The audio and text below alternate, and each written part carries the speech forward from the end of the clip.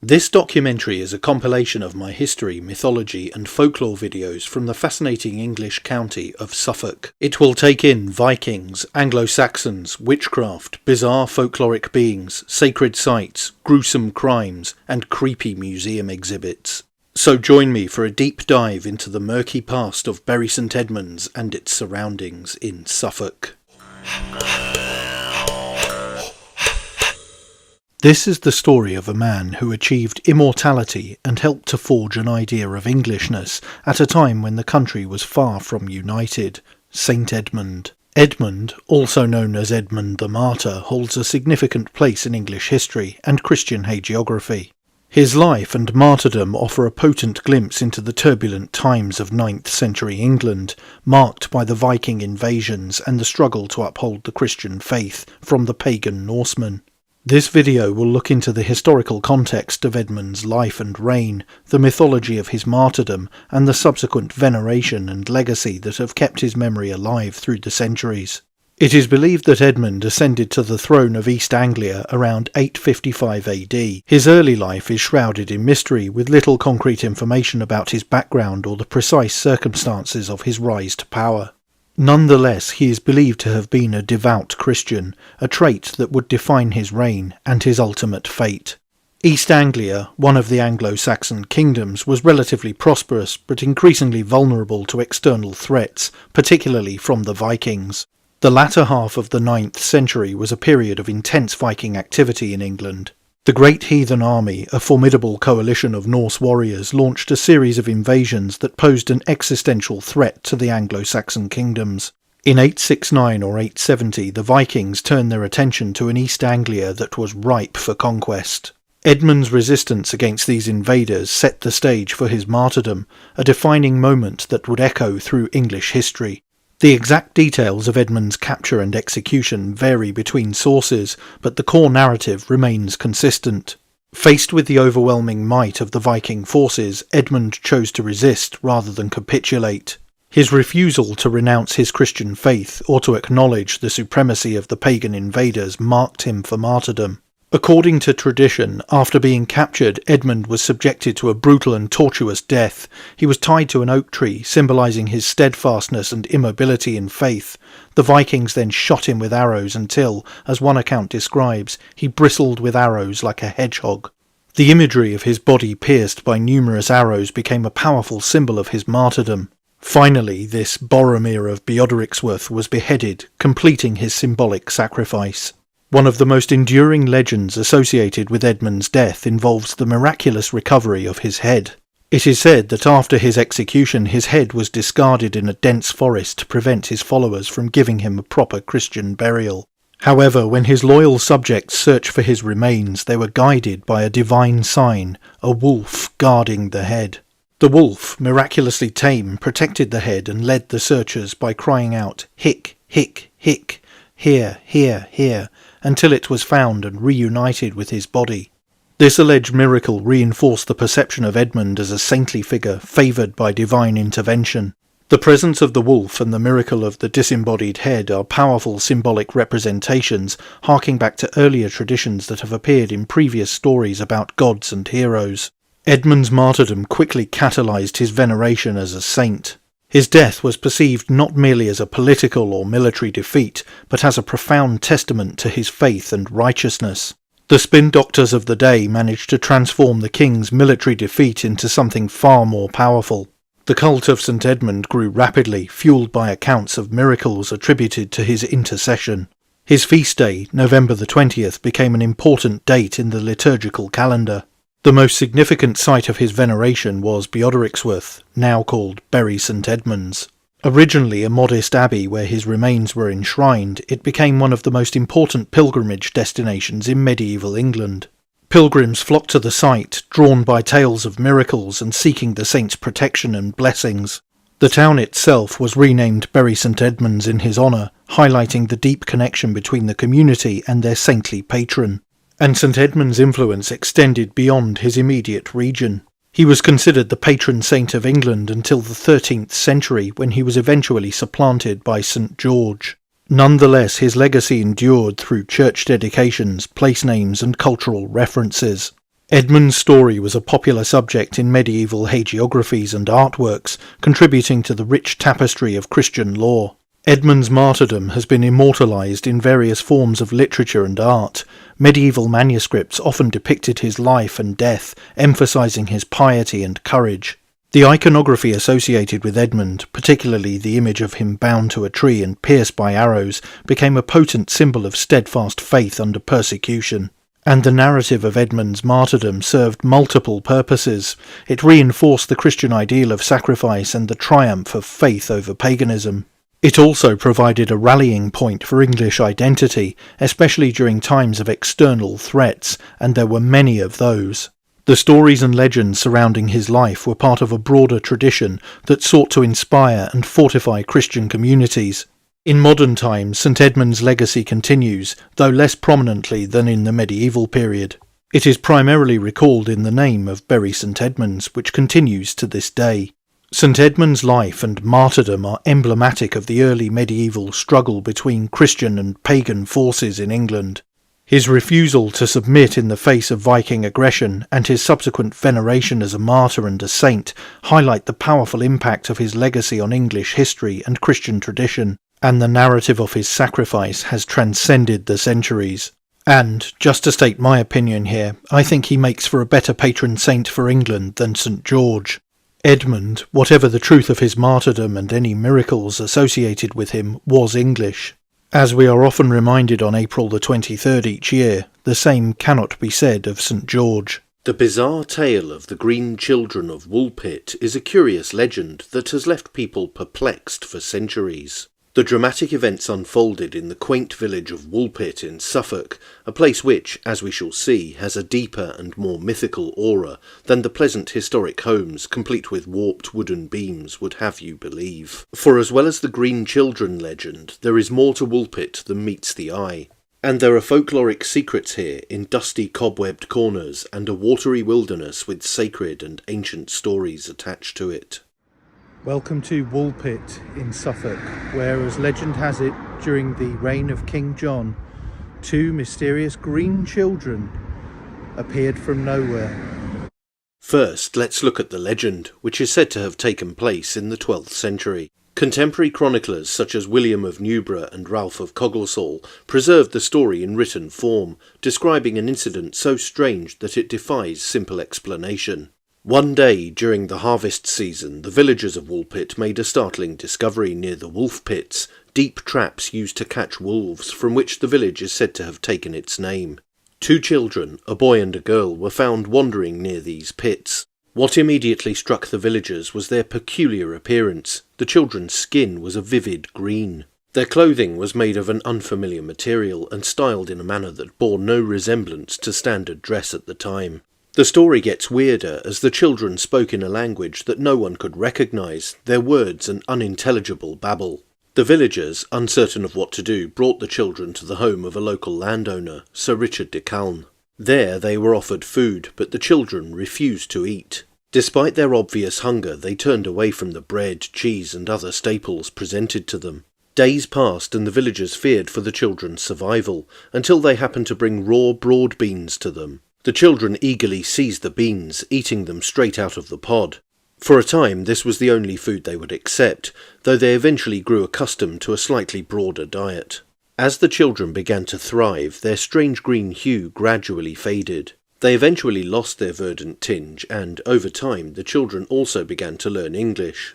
But the oddness did not end there. The children claimed to have come from a place called St Martin's Land, a world perpetually cloaked in twilight, where the sun never shone, and everything was bathed in a dim green light. They described a land rich in greenery where they had tended livestock for their father.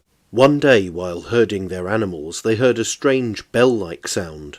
Following the noise, they had wandered into a cavern, and from there somehow emerged into the fields near Woolpit.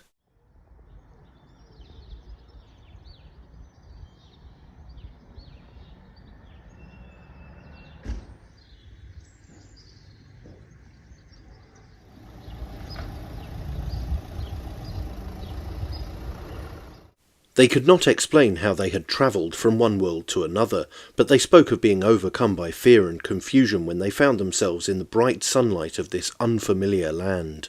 The tale took a tragic turn when the boy, who was younger and frailer, did not survive long after their arrival. Despite the care given to him by villagers, he fell ill and died. The girl, however, thrived in her new life. She was baptised and grew into adulthood, integrating into the community of Woolpit. According to some accounts, she eventually married a man from King's Lynn and lived out the remainder of her days in England. The weird story of the Green Children has inspired wonder and speculation over the centuries. Some believe it is an allegory for cultural or religious integration, symbolising the arrival of outsiders into medieval English society. Others suggest the children were mysterious Flemish arrivals. The green hue of the children's skin has been attributed by some to a condition called chlorosis, a form of anemia caused by malnutrition. Perhaps inevitably, the modern era has seen suggestions that the children were extraterrestrials, whose tales of their bizarre world were accounts of a distant planet or another dimension. My own view is that the story of the children is an older one, through a new allegorical lens for the time. Their story can be seen as a continuation of the mysterious Green Man legend, or a retelling of part of the oldest story, the Epic of Gilgamesh. Particularly in this case of the story's notion of a wild man being civilized. This was the case in the epic with the character Enkidu. Enkidu has been portrayed as being horned, possibly as the Mesopotamian bullman, embodying one of the earliest wild man stories, although these stories have been adapted to the countries in which they've taken root later. The story tells of Enkidu's civilization after a trapper encountered him, and he ended up becoming friends with Gilgamesh and being accepted into Uruk society. On the Green Man connection, the Green Children are associated with nature, specifically through their green skin, suggesting a connection to the earth, fertility or vegetation, or perhaps wilderness and pre-Christian paganism that required a civilizing influence. The wild man, or woodwoes, an ancient legend that occurs throughout Europe, often epitomizes the untamed, natural human living outside the norms of civilized society. The Green Children, coming from an unknown land and with their alien customs and appearance, can be seen as outsiders or wild in a societal context, similar to the woodwoes' depiction as a figure untouched by civilization. And in the spectacular St Mary's Church in the centre of Woolpit, there is a physical connection to this archetype.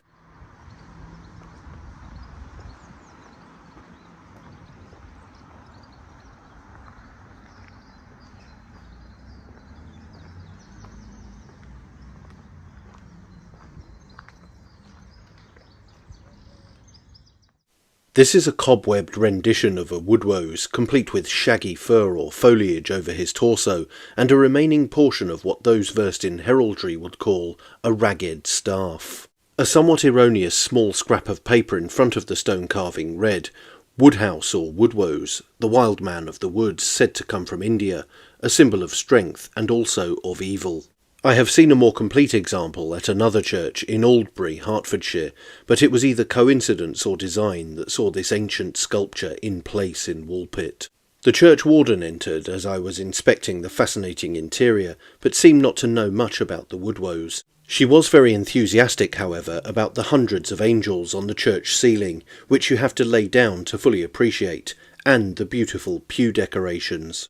These include an array of mythical beasts and date from considerably earlier than the English Civil War of 1642 to 1653. This fact was emphasised as the warden told me, "Thankfully Cromwell let us keep those." This was a reference to the wrecking Roundheads' Puritan attitudes to church interiors. Elsewhere in the church there is a list of vicars and rectors dating back to 1162, and a partial recounting of the Green Children story according to William of Newburgh.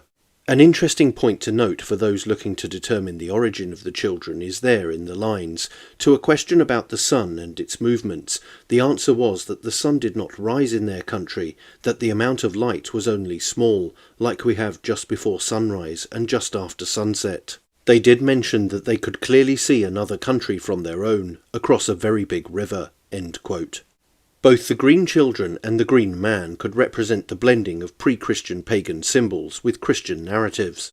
The Green Children's story might serve as a moral or educational tale about integration and adaptation, much like how the Green Man was incorporated into Christian art to symbolise resurrection or the renewal of life. The children's initial green skin might be interpreted as a physical manifestation of their connection to the wild, akin to how the woodwose is often depicted with a hairy, sometimes green body symbolising its bond with nature.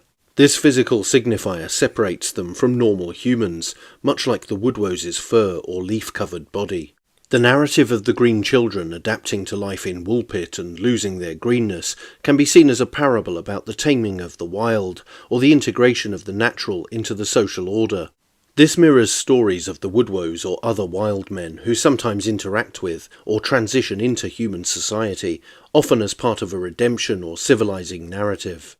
And finally we come to another mystery of Woolpit, and another nexus of pagan and Christian mythology. This lies in the enigmatic Lady's Well, known locally as Polgress or Palgress. It comprises a square moat with a finger pointing towards the centre. According to an information board at the entrance to the fairly inaccessible feature, it is man-made and dates from about 1000 AD. Its origins remain a mystery, but it is known that medieval pilgrims coming from as far away as Ireland visited the Holy Well in order to bathe their eyes in the water and pray to Our Lady. In recent decades, the Anglian Water Authority have tested the well water and found it to contain a higher concentration of sulfates than any other water in the area. It has been suggested that the moat was constructed either as a stockade to enclose domestic animals or as protection for an early farmstead. The information board added, whichever of these theories may be the true one, it would certainly have acted as a deterrent to wild animals roaming the forest, which covered central Suffolk in those days. Sacred wells held profound significance for pre-Christian Celtic pagans in England, serving as both spiritual and communal focal points. These wells were considered portals to the otherworld, where deities, spirits and ancestors resided. Offerings like coins, jewellery and weapons were often cast into sacred wells to honour these deities or seek favours, reflecting beliefs in healing, fertility and protection. Many wells, like this one in Woolpit, were associated with local legends and healing properties, drawing pilgrims seeking cures. So it is possible these pre-Christian practices continued, even if the site was constructed in 1000 AD, well into the official post-pagan age, as the information placard states. The Lady of the Lady's Well name could refer to the Virgin Mary, or to St Brigid. If it is the latter, then this is a repurposed veneration site of a pagan Celtic goddess. Before being euhemerised, a process where a deity is reinterpreted as a historical figure to integrate older pagan beliefs into the new Christian framework, Brigid was a goddess. And a goddess firmly associated with healing waters, particularly springs and wells. She was revered for her healing powers, and was often invoked at sacred wells. In Irish mythology she was part of the Tuatha De Danann, the pre-Christian deities of Ireland. However, with the Christianisation of Ireland, Brigid was transformed into Saint Brigid of Kildare, a revered Christian saint. Her feast day, the 1st of February, aligns with the pagan festival of Imbolc, which celebrates the goddess. The Celts also worshipped other goddesses, such as Danu, who was the deity ascribed to motherhood, a role the Virgin Mary co-opted as Christianity replaced the older ways. So the Green Children were found wandering in woods, much like this one. I don't know if it was this one, but this is the woods with the sacred well in it.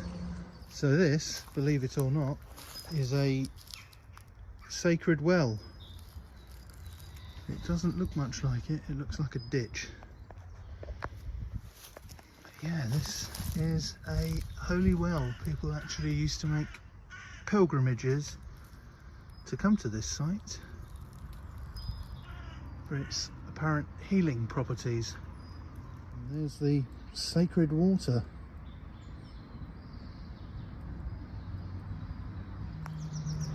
The name Woolpit, there are a few theories as to how that's derived, but one of them is that it's named after wolf pits. Wolves used to be native to England. They're not anymore, although there are moves to reintroduce them, apparently. But people would dig pits where they would fall into them so that they could be dispatched. So in the woods for the well, which is over there, there's a couple of discarded and broken shovels, which is strange. I don't know what he's digging. There's a couple of these mounds here, so I don't know what's been happening here.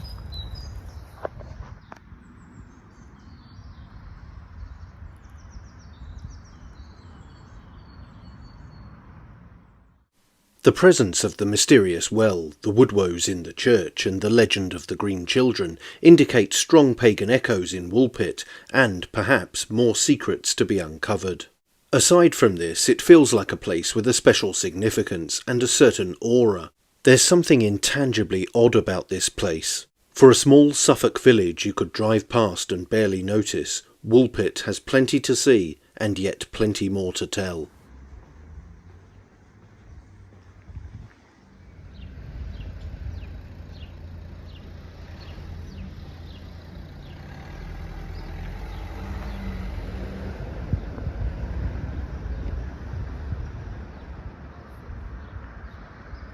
One of the creepiest museums I have ever visited contains grim relics of a crime that shocked the British nation for generations and spawned a wave of ghoulish, dark tourism. These trinkets, on display at the Moyses Hall Museum in Bury St Edmunds, Suffolk, relate to the infamous Red Barn murder, which became a sensation in the 19th century. So, before delving into the exhibits, let's look into the events that led us here. It begins in the pretty village of Polstead, Suffolk, where in 1827 Maria Martin was slain in the infamous Red Barn. Maria, aged 26, was involved with a villain called William Corder, who was 24. Their relationship was not popular in the community and was fraught with societal disapproval due to Corder's reputation as a fraudster and ladies' man. History would see him become worse than that. On the morning of May the 18th, 1827, Maria was seen entering the Red Barn with Corder, under the pretence of eloping to Ipswich, where they would supposedly start a new life together. However, Maria never emerged from the barn, and her subsequent disappearance sparked concern, but not immediate alarm.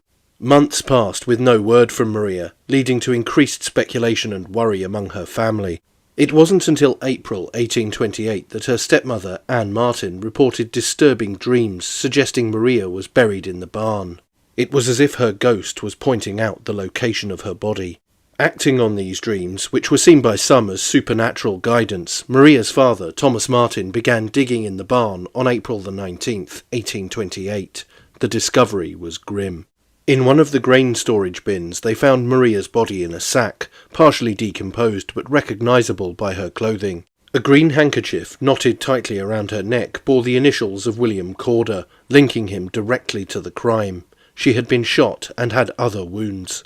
Corder had disappeared after Maria vanished, but was eventually apprehended in London, where he had married another woman. He had maintained that Maria had left for Ipswich, but the evidence was overwhelming. His attempts to cover his tracks with letters claiming Maria was alive and well were exposed as lies, and his pistols were recovered. The trial at Bury St Edmunds was a public spectacle, drawing crowds eager for justice or simply out of morbid curiosity. Witnesses recounted Corder's suspicious behaviour, and the physical evidence left little room for doubt.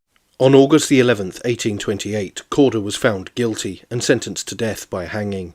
The judge also ordered that his body be dissected. He told Corder, "That you be taken back to the prison whence you came, and that you be taken from thence on Monday next to a place of execution, and that there be hanged by the neck until you are dead, and your body shall afterwards be dissected and anatomized, and may the Lord Almighty, in his infinite goodness, have mercy on your soul."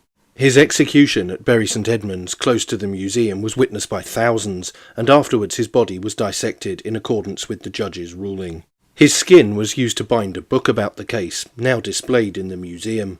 The aftermath of the Red Barn murder saw the barn itself become a site of dark tourism. Pieces of the barn were sold as relics, and the story inspired numerous ballads, plays and penny dreadfuls, cementing its place in the cultural memory. The case is notable not only for its tragic outcome, but also for how it highlighted the intersection of superstition and early forensic science in crime resolution. The dreams of Maria's stepmother played a pivotal role in uncovering the truth, blending the era's belief in the supernatural with the emerging field of criminal investigation. The Red Barn murder remains a significant chapter in British criminal history and emphasises the public's enduring fascination with such heinous crimes. The museum includes the book, Corder's pistols and other items associated with the case, including a death mask of the killer and his scalp. So, onto the creepy exhibits. I'm just going to describe what we see here. This is the death mask of William Corder, blank-eyed and with an apparent rictus grin. And intriguingly, and also slightly concerningly, the museum sells miniature replicas of this death mask. Who can resist such an amazing souvenir? Not I, to be sure. And on to some more items associated with the case, including Corder's pistols there, and a lantern used by her father to discover her body, and an odd porcelain house replica of the barn itself. Getting grimmer still, we have Corder's scalp here, and the book bound using the human leather of his own skin. There's a nice dedication in the front there from a George Creed of Suffolk Hospital who tanned the skin. There's another glimpse of Corder's pistols there, and a bust of him and his death mask in the background there. So this bust was obviously made using the death mask and is incredibly detailed. And onto another item, we have a full-sized image of Corder's skeleton here. All in all, the Red Barn murder case must be one of the strangest and most fascinating of its type. Happening when it did, it tells us so much about society at the time, a real crossroads between ancient, and in this case very useful, superstition, and the modern world which we know. A dark chapter of superstition, hysteria, societal upheaval, and alleged witchcraft saw many hanged in 17th century Suffolk, a county that became synonymous with perceived plots to consort with the devil. These outlandish claims came to a head with the Suffolk witch trials, a series of kangaroo court cases that saw many go to the gallows. The prosecutions peaked with the infamous 1645 Bury St Edmunds trial, orchestrated by Matthew Hopkins, the self-styled Witchfinder General. This event, alongside others like the 1662 trial of Rose Cullender and Amy Denny, cemented Suffolk's reputation as a focal point of England's witch-hunting frenzy, reflecting broader European paranoia about witchcraft. As mentioned, the most notorious episode began in 1645, during the English Civil War, a time of chaos that amplified fears of the supernatural. The huckster Hopkins, a failed lawyer turned witch hunter, arrived in Suffolk with his assistant John Stern, exploiting local anxieties for profit. In Bury St Edmunds, their campaign culminated in the largest single witch trial in English history. On August the 27th, 1645, 18 people, 16 women and 2 men, were hanged after being accused of consorting with the devil. Hopkins employed brutal methods, including sleep deprivation to extract confessions, witch pricking to find so-called devil's marks, and trial by water, where sinking proved innocence but floating signalled guilt.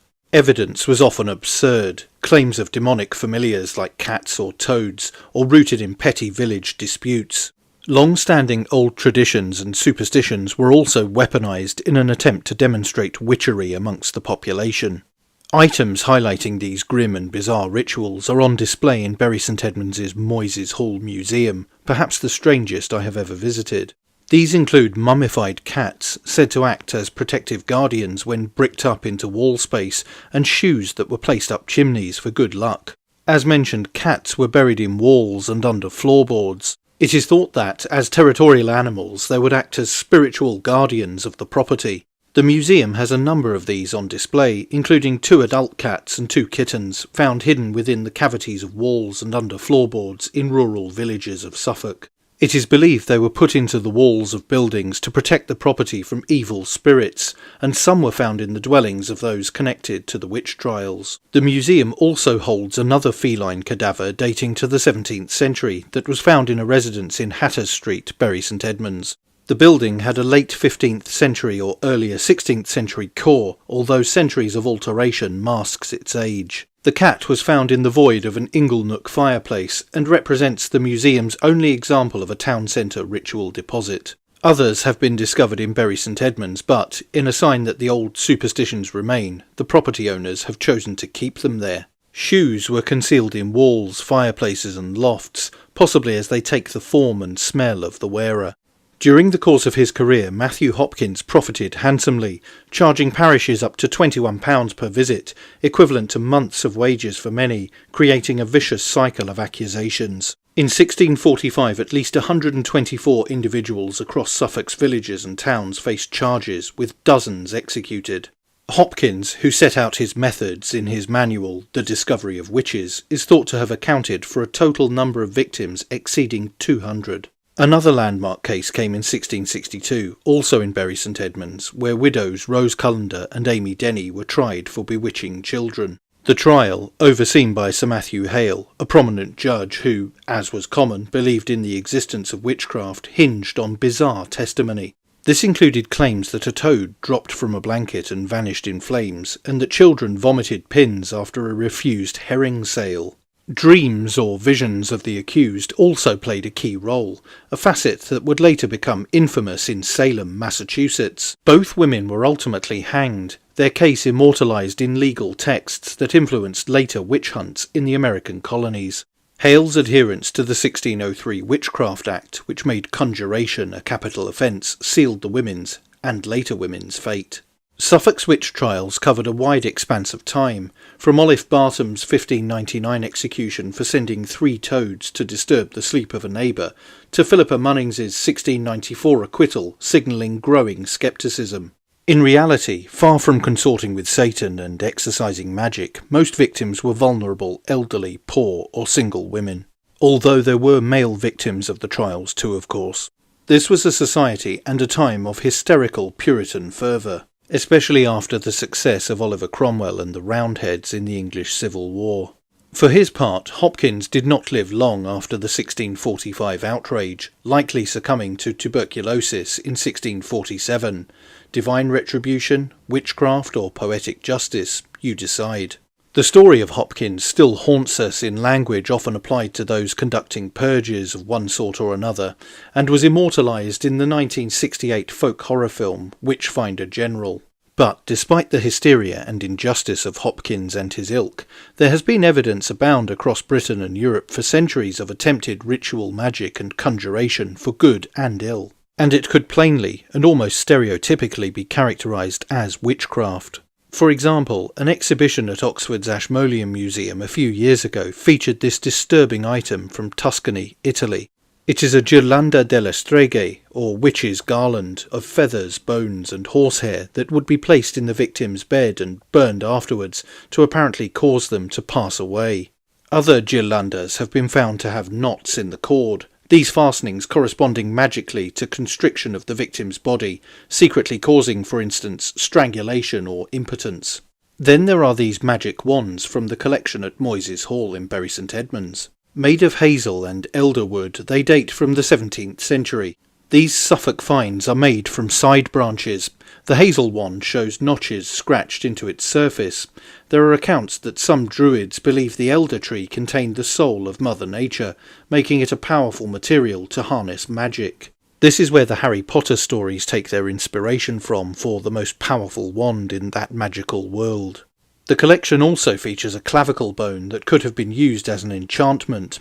Animal remains, complete or otherwise, are frequently found in ritual depositions and have been for thousands of years. Theories range from their death being part of a ritual, or that the specific species is symbolic to the person charming their property. There are further items from the museum in Bury St Edmunds also. These are Bartman jugs, again from the 17th century. Their name is from the German for bearded man. This style of jug was often used to hold curses and potions, many to protect the home from evil spirits. Ingredients could include urine, fingernails, human hair and sharps like blades and iron nails. The burnt contents of one of the jugs can be seen next to them within the display. Some contents from jugs appear to have cooked over time, if hidden in hearths or chimneys. Others, however, were deliberately burnt, presumably as part of a ritual. The broken and separate neck of a jug was found with its original bung, which includes fabric and pins. Some of these pins were bent to a 90-degree angle. This has also been seen in a presumed love curse, with bent pins stabbed through a heart-shaped cloth. And finally, there is a poppet within the Moyses Hall Museum's gathering of witchcraft-related artefacts. These are popularly ascribed to witchcraft, in the same manner as the famous examples of voodoo dolls. Such dolls, especially for the 17th century, make extremely rare appearances in trial records. The wax-headed item is equally likely to have been a child's toy, reappropriated with the term witch's poppet on account of its creepy appearance, although it is accompanied by a pin. This second poppet is far less ambiguous. The metal stiletto dagger plunged through the doll's head gives a more than subtle hint at the purpose of this frightening item. This was also on display at the Ashmolean Spellbound exhibition a few years ago, on loan from the Museum of Witchcraft and Magic in Boscastle, Devon.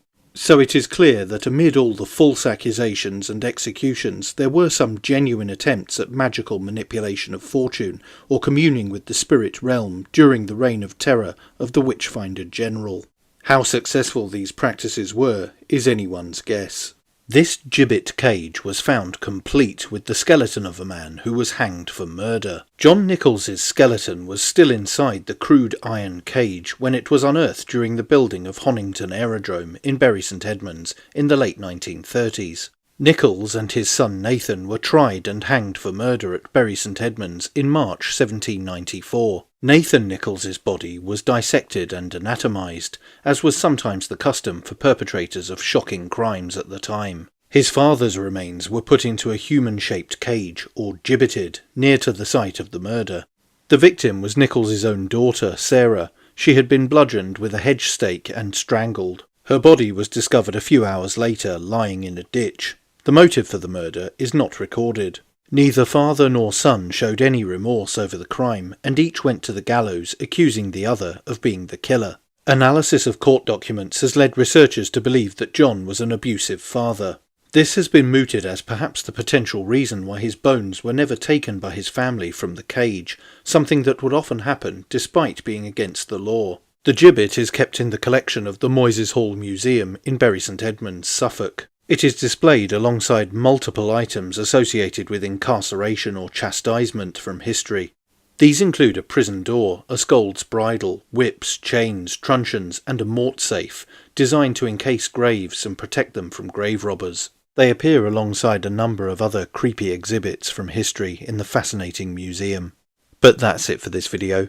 Don't forget to like, share, and most importantly subscribe, and you can also support the channel on Subscribestar via the link in the description or via YouTube Super Thanks. Thanks for watching. Bye for now.